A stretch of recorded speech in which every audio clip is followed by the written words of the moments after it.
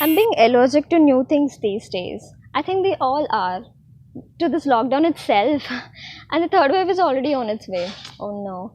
During the lockdown has started, initially everyone were haunching onto the digital devices thinking that this is the best way to pass their time passively, like Hotstar, Netflix, Amazon Prime and whatnot. Eventually ended up with a screen time 6 plus hours and resulting binge watching. Have you ever wondered what actually causes addiction?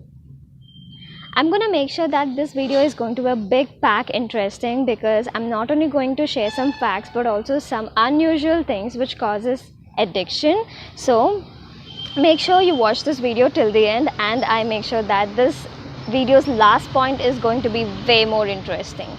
If you're a person who's already part of this community, hit the like button. If you're someone new, welcome. If you're a person who's looking for a channel which actually makes you aware from all areas of your life like food, body, nutrition, lifestyle vlogging, then you're on the right path. Hit the subscribe button and bell icon to get notified. That's all for today's guys. Just kidding. Let's get started. When we do any work, we usually expect reward. And this reward encourages us to do more, regardless of less or high. And this feeling of encouragement is produced by reward pathway in our brain.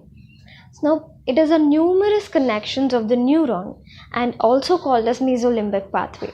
The first function of this mesolimbic pathway is reinforces the sets of behaviors.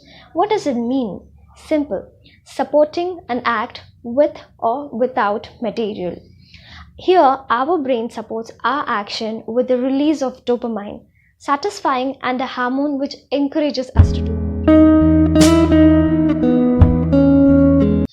Phone releases this hormone in our brain, and as the addiction of phone increases, or any act like drugs, alcohol, binge eating, watching TV, any act which we are loving to do, overdoing floods the entire circuit of the reward pathway with this hormone more than 10 times than the usual or natural level, resulting in the feeling of satisfied or happiness long last than the natural stimulus. As the amount of dopamine increases than its usual level, the brain reduces the number of receptors which respond to the dopamine signals and arranges a special channels to remove the dopamine from the circuit. Now what? Now the ability to feel pleasure towards your addiction drastically reduces and you experience tolerance towards your addiction. Initial dosage does not work. The amount of dosage that you usually take need to be increased to release the same amount of dopamine in your brain. Talking about addiction, here few people might leave the addiction because they don't feel the same amount of pleasure they used to feel initially, and some might increase the dosage. Chronic addiction.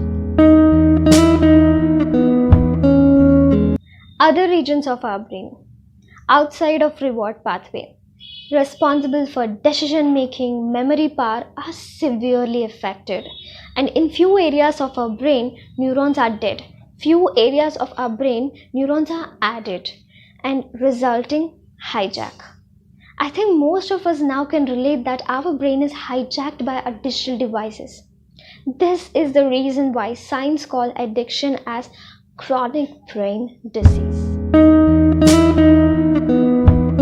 Some of them are lack of willpower, uninterested or unmotivated, procrastinating things, feeling depressed, too much of dependence.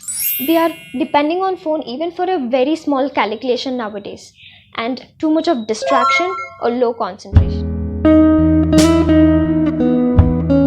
We all know that we have so many videos on this topic. We also know that motivation is overrated.